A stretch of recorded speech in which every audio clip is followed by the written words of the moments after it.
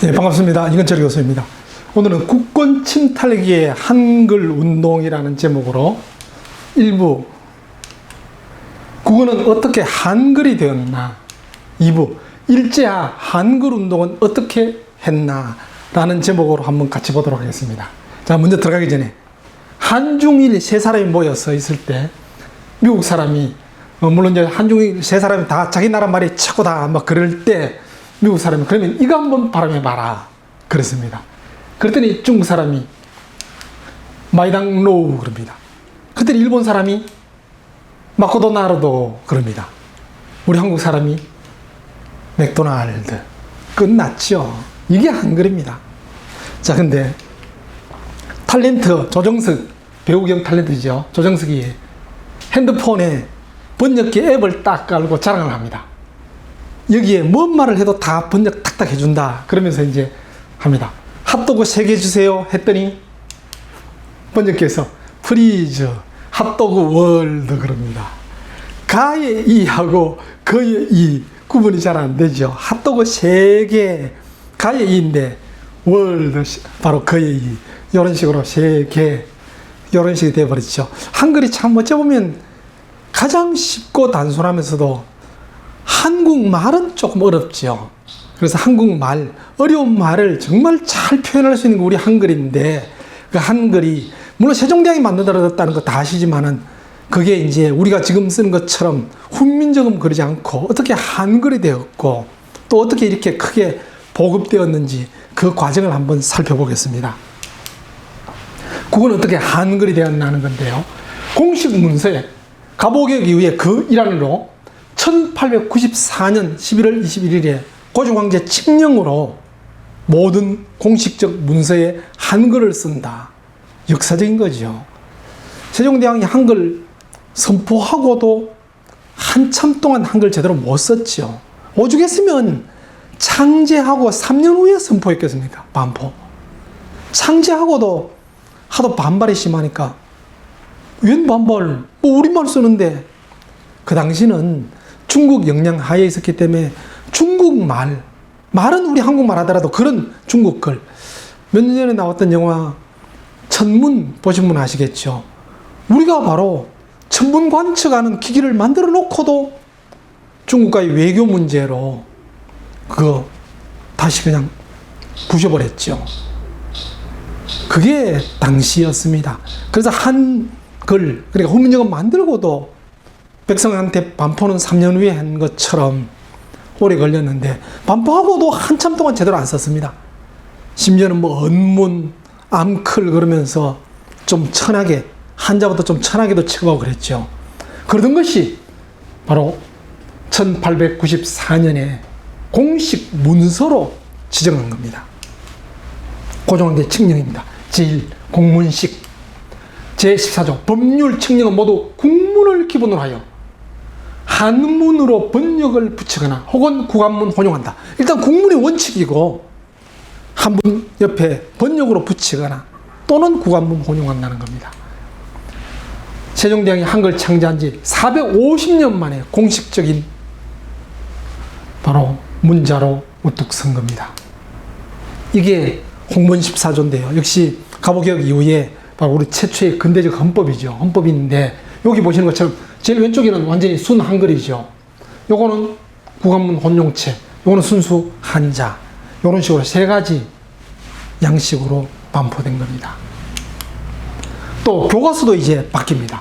바로 고종대 칙령 이후에 95년에 국한문 혼용체 우리나라 최초의 교과서 국민소학독본이라는 교과서가 처음 편찬됩니다.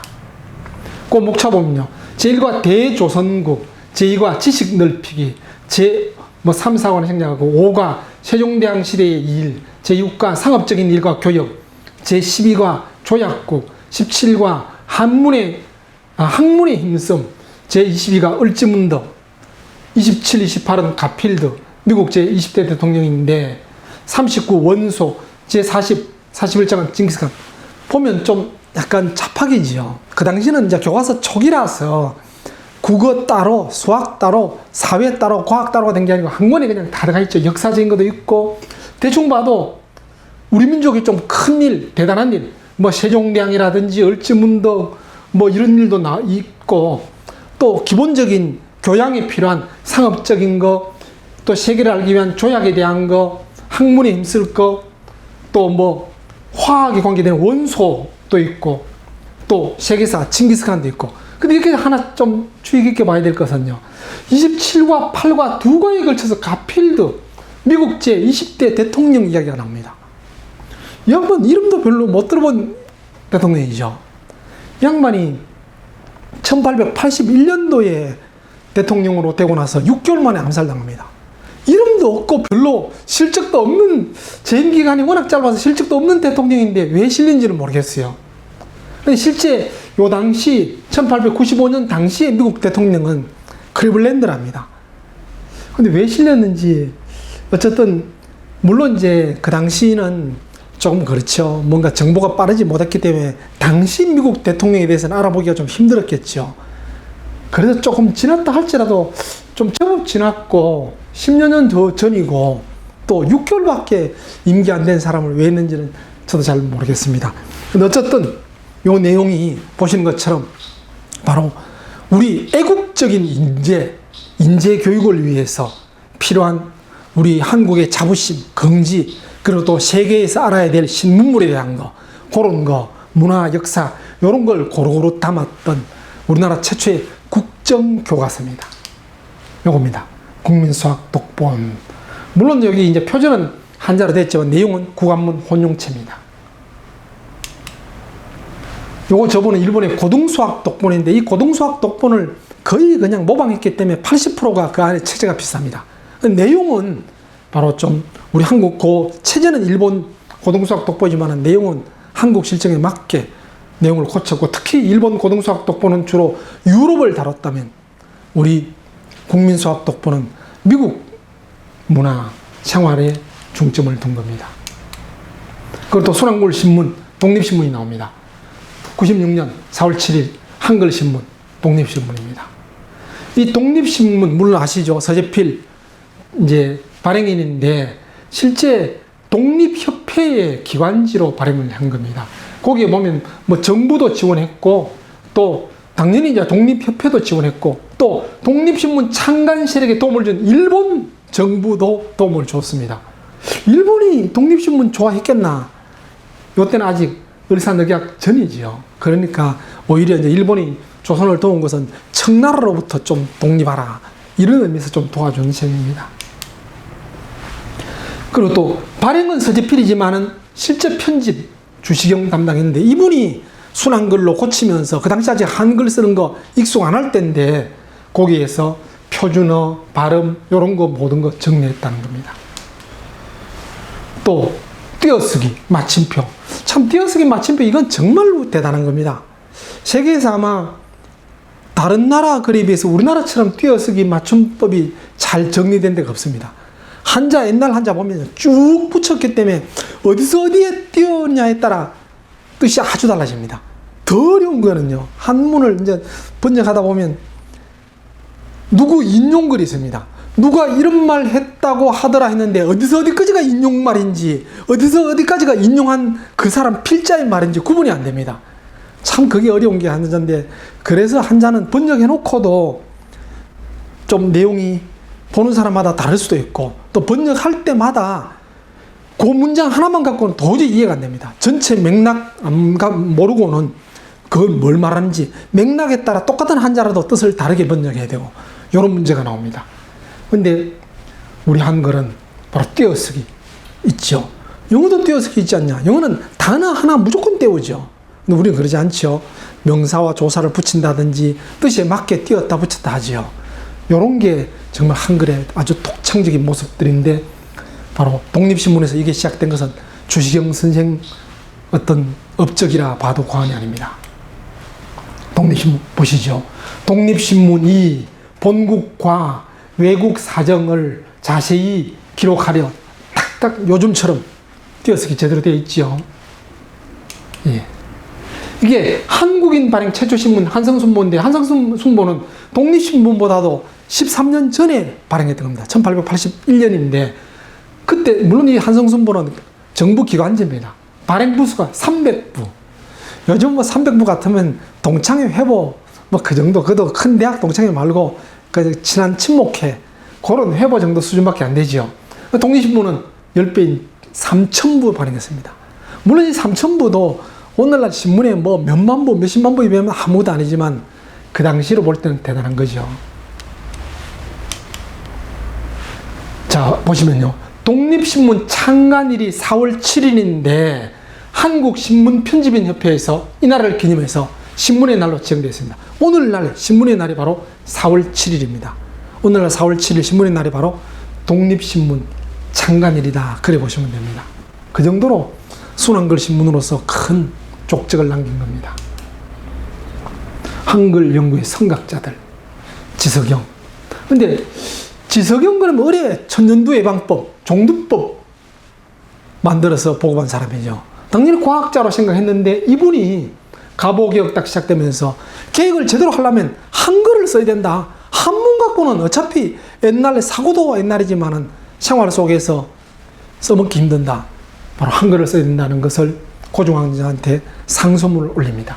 그래서 일리가 있다. 그래서 바로 정부에서 국문연구소를 만듭니다. 국문연구소를 만들어서 물론 그 국문연구소에 이제 그 당시 항복장에 했던 윤치호를 이제 의장으로 하고, 그리고 지석영, 주시경 이런 사람 여러 사람들 같이 한글 그 당시 전문가라 볼 수 있는 사람들을 같이 위원으로 만들어서 한글 가로쓰기 주장한 선구자이기도 했다. 저는 뭐 한자처럼 세로로 썼죠. 근데 참 요즘도 어려운 거는 한글은 당연히 이제 가로쓰기 이렇게 다 되었는데 한문도 물론 가로쓰기 하죠. 하는데 세로 쓸 때는 당연히 오른쪽부터 점점 써나가서 왼쪽으로 합니다. 우리는 왼쪽에 써서 오른쪽으로 하죠. 이렇게 합니다. 조금 전에 다시 조금 돌아가 보면요. 독립신문도 이쪽에 쓰잖아요. 이게 옛날 한자식입니다. 한자 이렇게 쓰죠.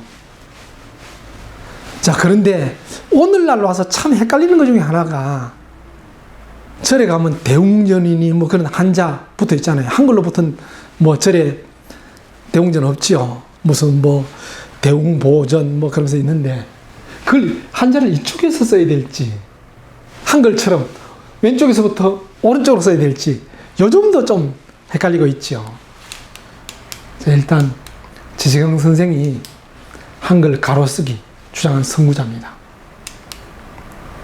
또 다산 정약용이 어린이 학습을 위해 만든 아학편 앞부분에 한글 사용법 수록했는데, 이 아학편은 정약용 선생이 애들이 이제 처음 배우는 책이 다 하시는 것처럼 천자문, 그리고 뭐 소학, 뭐 명심보감 이렇게 나가죠. 나중에 뭐 대학 중령 논어 명자 배우고. 근데 그 천자문이 애들이 처음 배우는 책인데도 불구하고 좀 너무 형이 상학적입니다. 하늘천 따지 요건 다 잘 아시죠. 그 뒤로 누르한 거무렵 천지현황 하늘과 땅은 누렇고 크다. 애들한테 배우기는 너무 좀 어렵죠. 그 뒤에부터는 또 우주가 뜨고 지부 집주 이럴만 나갑니다. 너무 황당하고 너무 좀 추상적이라서 정약용 선생이 아학편을 크게, 뭐 천자문도 천자지만은 아학편도 천자인데 천자 책 1책 2책 둘로 나눠서 1책에는 주로 형이 하학적인 거, 현실적인 거, 2편에 가서는 좀 형이 상학적인 거, 이렇게 딱 구분했습니다. 예, 지성 선생의 아학편 이렇게 토를 달았죠. 이 아학편 첫 편입니다.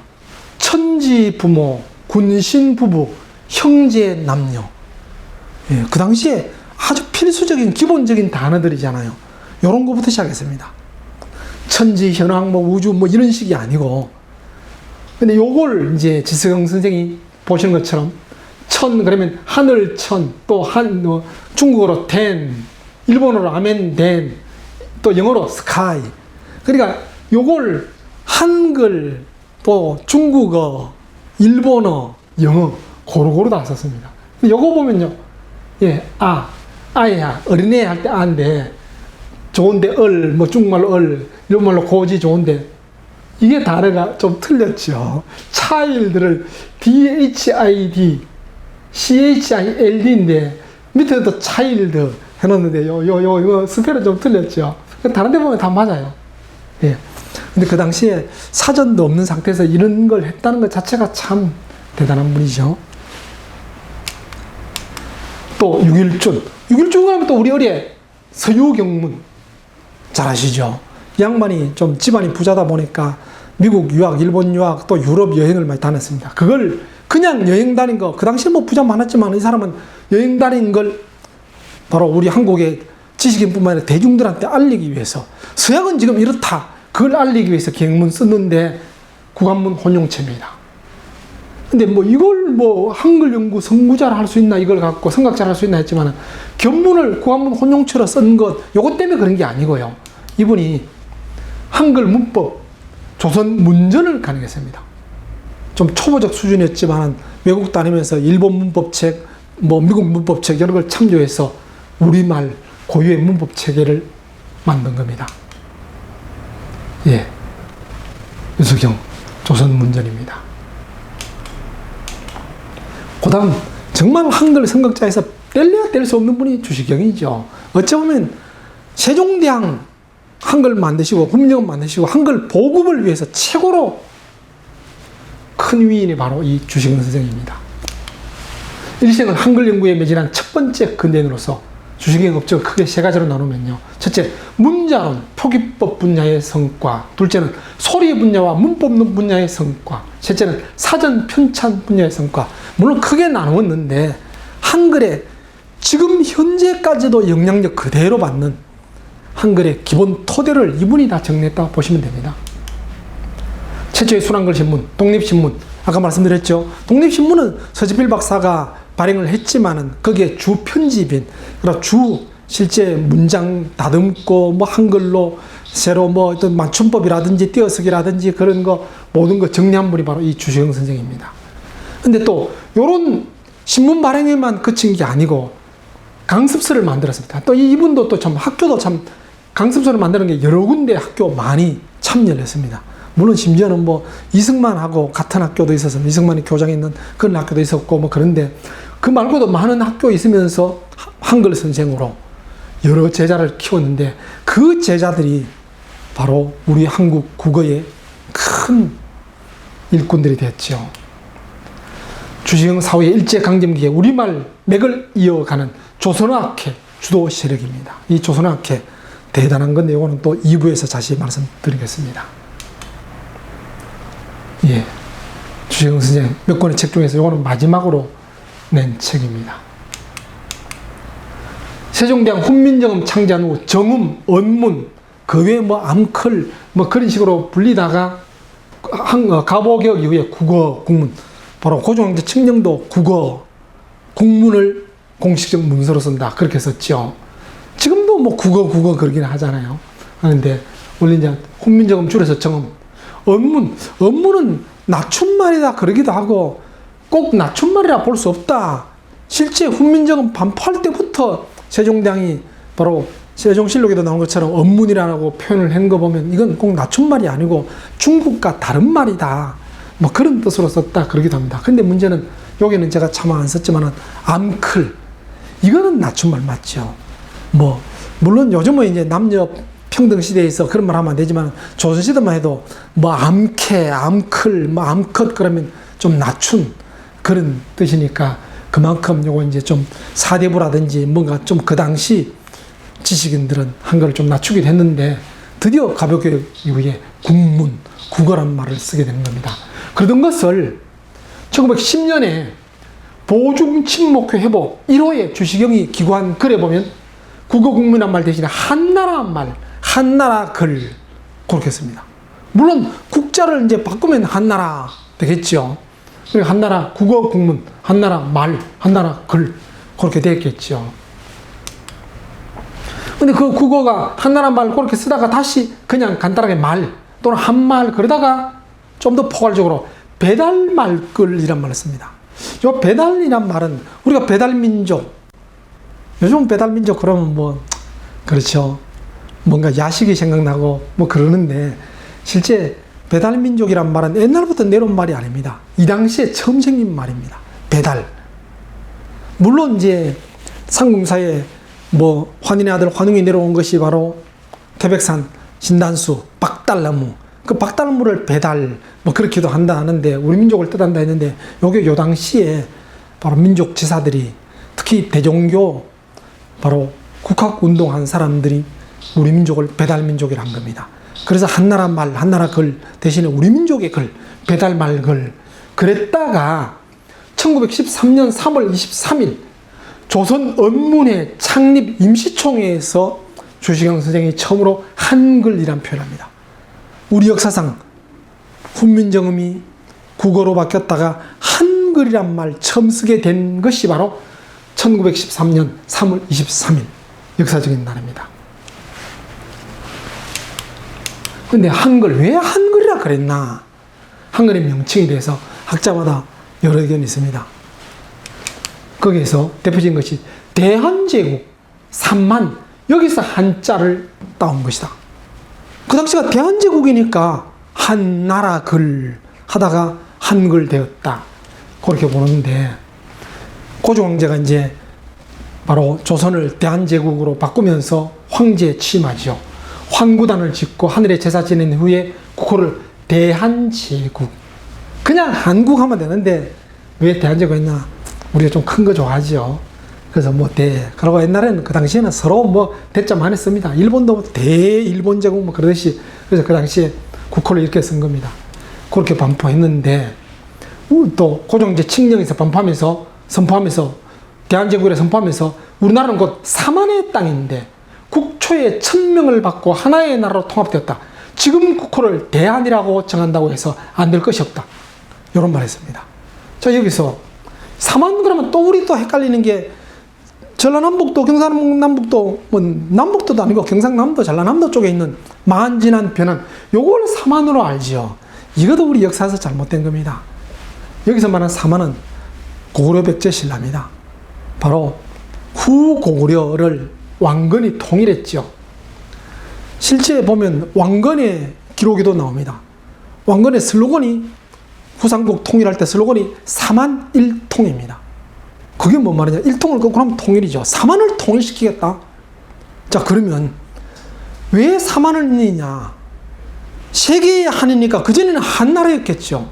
한나라를 세계가 되었으니까 삼한, 그걸 다시 하나로 만들겠다. 왕건의 슬로건이죠. 우리가 국호 만들 때 조선의 국호는 옛날 우리 삼국사에 나온 것처럼 고조선을 모방했죠. 고조선도 그 당시 고조선 그런 말 안 했습니다. 그냥 조선이었죠. 조선인데 이제 이른이 삼국유사 정리하면서 바로 원래 조선하고 기자 조선하고 구분하기 위해서 고조선 붙인 겁니다. 그런 식인데 그 조선을 모방한 겁니다. 고려는 고구려 이름을 모방했죠. 실제 고구려도 초기에 잠시 고구려 하다가 장수왕부터는 고려였습니다. 기록에 보면 장수왕 이후에는 고구려란 말 안 씁니다. 고려입니다, 그냥. 그걸 우리가 공부할 때 그때도 고려 그러면 나중에 왕건 고려와 헷갈린다고, 지금도 그때는 고구려 통칭, 왕건은 고구려 그렇게 쓰지만은 옛날부터 고려였습니다. 그걸 모방한 거죠. 그 대한제국도 그냥 하늘에서 뚝 떨어진 이름이 아니고 옛날에 우리나라를 한나라라 했다. 그럼 그 한나라는 언제냐? 고선 전이다 뭐 그렇게 하는데, 그건 아직까지 고고학적으로 역사적인 기록에서 뚜렷하지는 않지만은, 왜 우리나라를 해동 또는 청구 여러 말 쓰였잖아요. 그런 의미로 봐도 되고, 또 얘기해 보면 한 문장이 나옵니다. 한후라는 말이 나오는데, 그걸 가지고 그 한후라는 것은 춘추전국 시대 때 한나라다 뭐 그런 식으로 썼는데, 바로 유명한 잠불은 썼던 왕부라는 사람은 그 한은 고조선 쪽에 있는 한나라다, 한의 제후다. 중국에서 볼 때는 자기들이 황제고 나머지는 제후로 봤죠. 그 나라다, 그런 기록이 있는 거 보면 우리나라에도 옛날에 한나라가 분명히 있었다는 겁니다. 그 한나라가 어떤 뭐 고조선의 한 부분인지 고조선 이전의 어떤 나라인지 아직 그 정도는 구분이 좀 덜 됐을 뿐이죠. 어쨌든 그와 같은 전통을 이어받아서 대한제국 썼고, 그 대한제국이니까 한나라 말, 한나라 글이니까 한글이 되었을 것이다. 이렇게 추측하는데, 자, 고종 황제가 대한제국 선포했던 환구단입니다. 요게 환구단이고 요 옆에 있는 게 황궁우입니다. 이 환구단 그러기도 하고 원구단 그런데 환자나 원자나 뭐 둥글다 둥글 원자지요. 인데 천자가 하늘에 제사 지내는 단을 환구단 또는 원구단이라고 합니다. 그전에는 우리 조선에는 하늘에 직접 제사 못 지냈어요. 하늘의 제사는 천자만 지낼 수 있었고, 옛날부터 이제 하늘은 둥글고 땅은 네모지다. 천원지방 뭐 그렇게 봤습니다. 천은 원, 지 땅은 방, 네모. 그렇습니다. 그래서 하늘을 상징하는 게 환 또는 원입니다. 근데 조선에서는 감히 하늘한테 직접 제사 못 지내고 그냥 산신한테, 조상신한테만 제사 지냈죠. 그러다가 이제 황제가 드디어 이제 조선 고종도 이제 황제가 됐으니까 직접 하늘에 제사 지내기 위해서 황구단, 원구단 만들었습니다. 이 황궁우는 바로 그런 천신 비롯해서 여러 지신, 해신, 달신, 별신 이런 신들 위패 모시는 데입니다. 그런데 지금 요거 헐고 요 자리에 조선호텔 들어서 있죠. 요거는 남겨놨습니다. 일제가 왜 이거 헐었겠습니까? 그렇죠. 우리의 자주정신, 바로 황제, 조선을 아예 대한제국으로 세운 그 정신을 말살하려고 이거는 없애버리고, 대신 요거는 그냥 위패 모신 거니까 있습니다. 지금도 조선호텔 앞마당 가면 저거 있습니다. 이 중요한 이건 오히려 없애버리고요. 여기서 선포한 게 대한제국입니다. 자, 근데 한에 대해서 좀 더 보시면요. 한은 크다라는 우리말이다. 옛날 대륙에서 남쪽으로 이동해온 한민족이 그들의 우두머리를 한이라 불렀고, 이런 통칭해서 한이라 이름 지었다. 정약용 아방강역호. 물론 이 아방강역호가 그 당시만 해도 우리 역사 교육 수준이 좀 딸리니까 그렇게 자랑스럽게 우리 아방, 우리 땅, 강력이 넓이가 어느 정도냐 했는데, 요즘 민족주의 사관 입장에서 볼 때는 이걸 좀 비판하기도 합니다. 이건 식민사관하고 큰 차이 없다. 그런데 이해를 좀 해야 되는 게, 유학자들은 옛날 조선보다도 기자 조선을 하늘같이 떠받듭니다. 왜 그러냐면 기자가 중국의 어떤 성인 취급받았죠.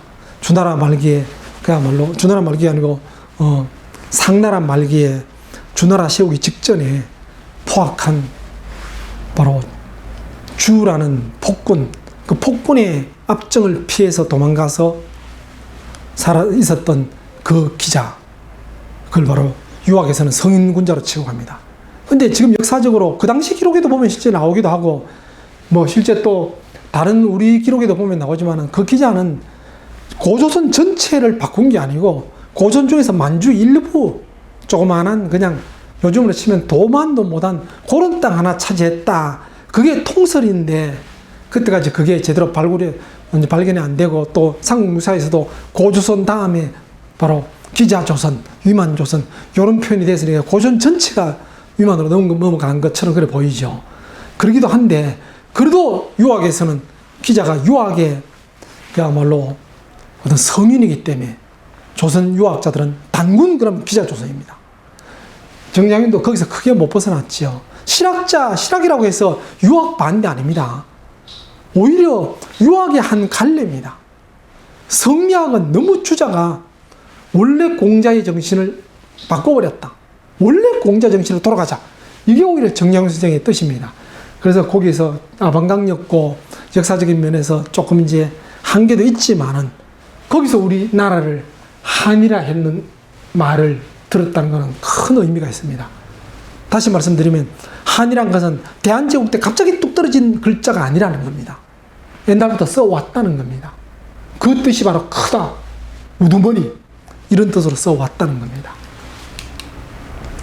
또 하늘, 태양, 신, 발달을 뜻하는 밝은 몽고, 탱거리에서 유래한 것으로 후대에 와서는 한으로 변했다. 최남선의 불합문화론. 뭐 이분은 글자에 대해서 아주 많이 분석을 하고 했는데, 실제 우리 옛날 말 한자 나오는 거 그거 그대로 생각하면 안 됩니다. 그 당시 말로 쓰이던 것을 옮겨 쓰다 보니까 옮겨 쓸 수 있는 게 한자밖에 없었습니다. 만약 우리 한글이 있었다면 그 당시 발음 그대로 옮겼을 겁니다. 근데 한자는 그 당시, 뭐 지금도 그렇지만 발음 그대로 못 옮기죠. 아까 얘기한 것처럼 맥도날드 번역 잘 못합니다. 마이당루 뭐 웃기려고 뭐 또 약간 엮기로 세면요. 제가 중국 가서 보니까 서점에 가서 책을 봤는데요. 잘하는 해리포터. 딱 보니까 책에 한자로 써놨는데 뭐냐면 합리파특 돼 있어요. 한자랑. 이게 무슨 해리포터냐. 그래 서점 주인보고 한번 읽어보랬더니 해리포터 그래요. 그래 우리 한자로는 합리파특인데 중국말로 읽으면 해리포터가 됩니다. 막 그런 식이라든지 또 재미난 거는 코카콜라 한자로 옮기면서 가구가락 입을 즐겁게 한다. 가구가락 그럴듯하지요. 발음도 비슷하고 코카콜라가 가구가락 그러니까 펩시콜라는 백사가락 100가지 일이 즐겁다. 이렇게 딱 했는데 하여튼 그게 한자입니다. 근데 우리는 그대로 원래 말이 있는데 원래 말을 그대로 옮길 수 있는데 그 당시에는 그게 없으니까 몽고 실제 지금 몽고 자리가 우리 옛날 고전 땅이었잖아요. 몽고를 제대로 분석해보면 우리 한국의 고대 역사에 대해서 드러날 수 있는 거 아주 많이 있습니다. 근데 거기서 천안선이 찾아서 탱거리라는 말 자체가 실제는 이 탱거리 뭐 하늘 뜻도 되고 무당 뜻도 되고 무당이라고 해서 또 별 볼일 없는 게 아니고 옛날에는 그야말로 하늘에 제사 지내는 사람이 제사장 겸 군주 임금이었잖아요. 그런 말에서 나왔다. 하늘, 태양, 신, 발다 이런 거 다 포함하는 말. 이게 바로 한이다. 나중에 한자로 쓸 때 환 쓰기도 하고 한 쓰기도 했다. 그래 보는 겁니다. 또 초대 문교부 장관 했던 안호상 선생은 이제 한의 의미에 대해서 크다, 동쪽, 밝다, 하나, 통일, 꾼, 묻, 오래, 일체, 전체, 처음, 한나라, 한결에, 희다, 바르다, 높다, 같다, 많다, 하늘, 길다, 으뜸, 위, 임금, 온전, 포용 이렇게 22가지 뜻이나 된다. 이렇게 정리를 했습니다. 했는데 가장 핵심적인 건 몇 가지를 추려보면요. 우리 상공사에 잘 아시죠? 시작할 때 환인의 아들 환웅이 내려와서 웅녀와 결혼해서 당군 낳았죠. 왜 하필 환인이냐? 환인의 아들이 왜 환웅이냐? 그 환 자체가 한자로 쓰니까 그렇게 썼다는 거죠. 대웅전, 환웅전 같은 뜻이다. 그렇게 보기도 합니다. 자, 이어서 환인. 실제 하늘에서 왔나? 신화라는 게 또 제가 또 상공사에서 신화 그러면 또 역사 우리 민족주의 사고하는 사람들은 무슨 신화라는 소리 하느냐? 그건 일제 식민상황이다. 아닙니다. 신화 맞습니다. 저 양반은 정말 강단 사학자로서 더 식민사학자 후손 아니냐 보는데 그게 아니고요. 신화를 많이 오해하는데 신화는 옛날 역사 기록의 방법입니다. 상공사에서 신화다 그런 말은 없지만은 상공사에서 고조선에 대해서는 크게 두 가지로 기록되어 있습니다. 바로 위서에 이르기를 하는 것은 중국 위서, 물론 그 위서가 바로 삼국시대의 위서 이 나라는 아니라 그래요. 근데 어느 위나라 책인지 모르지만 거기에 있는 걸 인용해서 고조선의 건국이라든지 그런 걸 간략하게 적혀 있습니다. 그건 역사 그대로입니다. 그건 신화적 요소 없습니다. 근데 거기에 이르기를 그 부분은 솔직히 좀 이제 글자 그대로 받아들이긴 못한 게 있죠. 하늘에서 내려오고 곰과 호랑이가 마늘과 쑥을 통해서 사람 되고 한 거 이거는 신화로 볼 수 있죠. 그건 가짜냐? 가짜가 아니고 여러 신화학자들도 이야기합니다. 옛날에는 역사 기록을 그렇게 했다는 겁니다. 요즘은 과학적, 실증적 바탕 위에 역사를 기록하지만 옛날에는 부모가 자식한테 들려주고 자식이 또 손자한테 들려주고 하는 그런 역사니까 당연히 재미있게 좀 꾸며서 또 대단한 분은 크게 높여서 그렇게 전해주죠. 저도 아버지한테 들을 때 우리 조상 중에 한 분은 아주 대단한 장수인데 이름이 별명이 비장군이었다. 그래서 저는 어릴 때 우리 할배는 전쟁터에 나가면 하늘로 날아다닌 줄 알았어요. 그렇게 이야기하는 겁니다. 자식한테 교육할 때. 그게 옛날 역사 기록입니다. 가짜가 아니고 있었던 것을 좀 더 과장해서 좀 더 신격화해서 위대한 사람이니까 보탠 거죠. 그 속에 담긴 의미를 찾아보면 하늘에서 내려온 분, 하느님, 환인, 그 아들 환웅이라기보다는 하늘같이 큰 나라에서 남쪽으로 이동해 왔다. 그 아들 환웅. 그래 보시면 되죠. 근데 그 그래서 환에서 한. 원래는 한 그랬겠지만 한자로는 그냥 환 썼다는 겁니다. 그래서 환하다, 하늘. 하늘에 대한 단어도 비슷하고 환하다 뜻이 요즘 소리로도 비슷하잖아요. 그런 의미에서 왔다. 그런 의미에서 한 속에는 환하다, 하늘, 밝다 이런 의미가 포함되어 있다는 겁니다. 또 삼국사기에 보면 신라 때 관직 명칭에 마립간, 거서간, 이벌찬, 간찬들이 나오죠. 그 간찬이 또 한인데 한자로 표현을 그렇게 간 또는 찬으로 했다.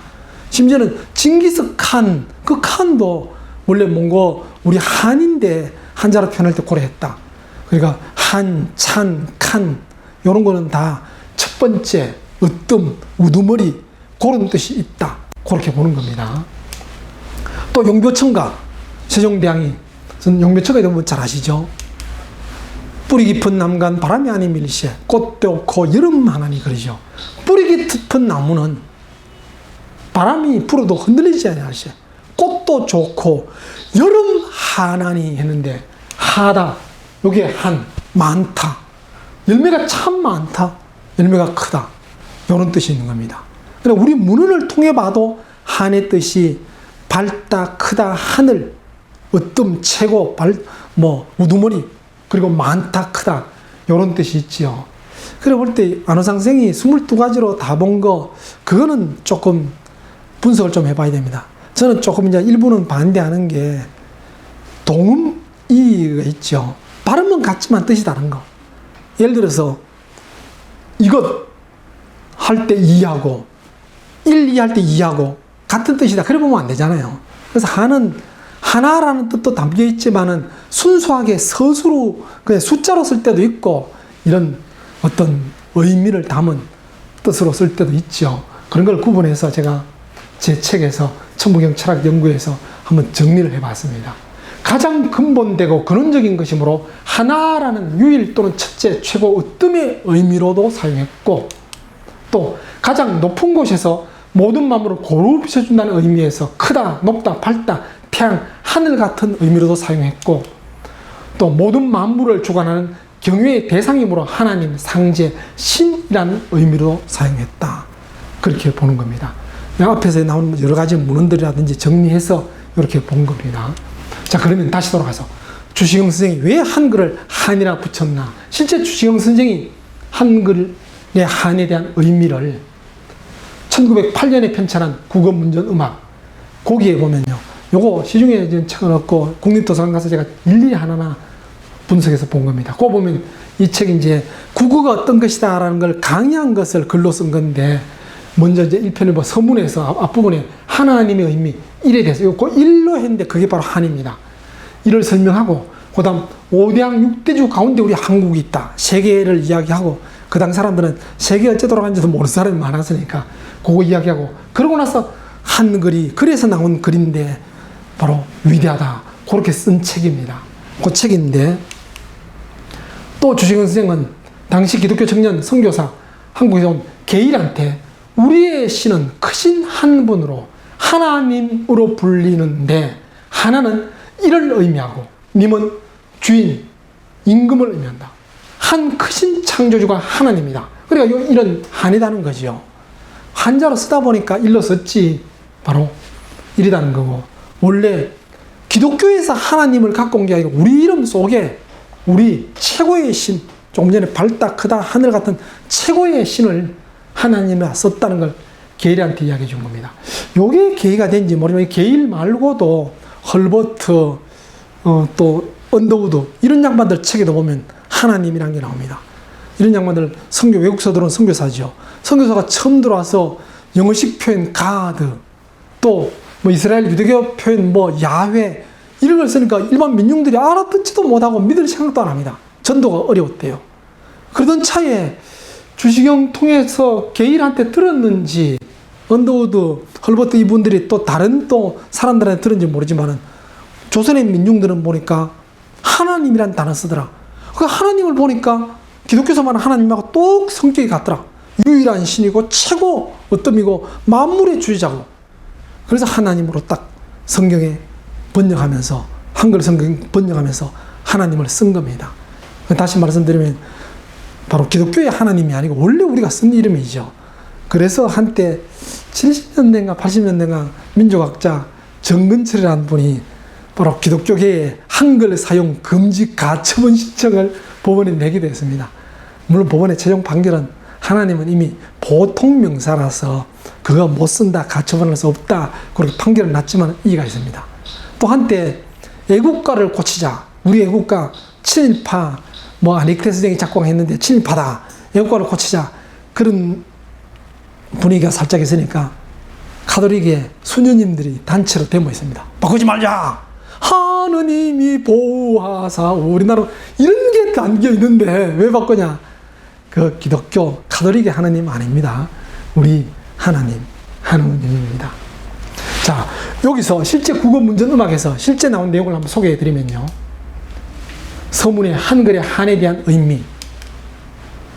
호탕무국하여, 호탕, 무한히 크고 넓어서 상하 중해가 없는, 위 아래 가운데 바퀴 없는 저 우주에 일이 존하니, 일이 있으니, 바로 한이란 게 있으니 너무나 크고 넓어서 한계가 무한히 크고 넓고 그런 위아래도 안팎도 없는 우주, 그 속에 일이 있다. 이런 우주 자체이기도 하고 우주의 어떤 신이기도 하고 우주의 원리이기도 하고 우주를 주관하는 어떤 무엇, 그런 되겠죠. 거기에 있어서 사방에 충만하다. 일이 사방에 꽉 차 있다. 그러니까 어떤 물체라 볼 수는 없겠죠. 모든 만물을 지배하는 어떤 원리, 또 신, 기독교의 하나님 이해도 좋습니다. 있어서 생멸과 시종이 무한지라, 바로 죽지도 살지도 않고 시작도 끝도 없는지라, 기간에 그 가운데 무수한 물체가 있으니, 한 우주 안에 한이 있는데 한 속에 모든 물체가 있는데 차로서 종하여 성하고, 바로 한 속에 있는 그 모든 물체가 한으로 인해서 성장도 하고 마치기도 한다. 또 모든 물체가 각각 차로 종하여, 모든 물체도 앞에 요 말하고 또 중복되죠.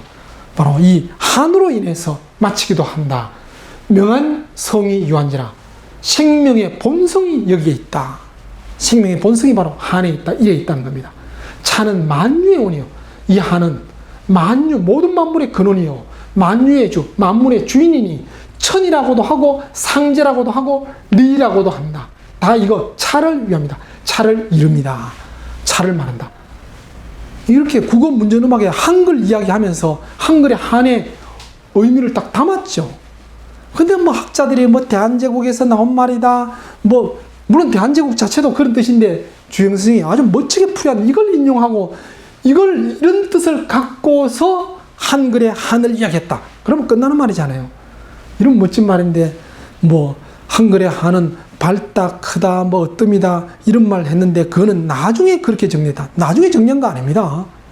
정약용 선생이 정리한 것 속에서도 크다, 우두머리 그런 말도 있는 것처럼 우유민족 속에 내려온 말입니다. 단지 한자로 표현할 때는 환 그러기도 하고 한 그러기도 했지만은 이렇게 써왔던 거죠. 이런 식으로 한이란 것은 한없이 크고 넓은 우주 안에 있는 이 한은 사방에 가득 차서 시작도 끝도 없는데 만물이 생겨나고 성장하며 마치는 일을 주관하는 근원이므로 하늘이니 상진이 리라고 한다. 하늘 천 그랬을 때 우리는 요즘 하늘 가면 스카이죠. 근데 옛날에는 스카이라는 하늘도 있지만은 하느님이라도 썼고, 그 하느님 또 그게 기독교처럼 유일신, 어떤 인격을 가진 신 그래 보기도 하지만은 한편으로는 또 모든 만물을 주관하는 어떤 원리라도 쓴 겁니다. 그래서 하늘, 상제, 옥황상제 그러듯이 신, 또 리, 우주 만물의 원리 다 포함되지요. 그래서 국어, 훈민정음, 그러다가 국어, 그러다가 한글로 된 거는 정말 큰 이름입니다. 1913년에 쓴 거, 한글의 시작. 이게 우리가 한글 자체도 위대하지만은 그 이름 자체를 한글로 붙인 그 의미도 우리가 참 두고 주시경 선생에 대해서 참 칭송해 볼 만한 그런 내용입니다.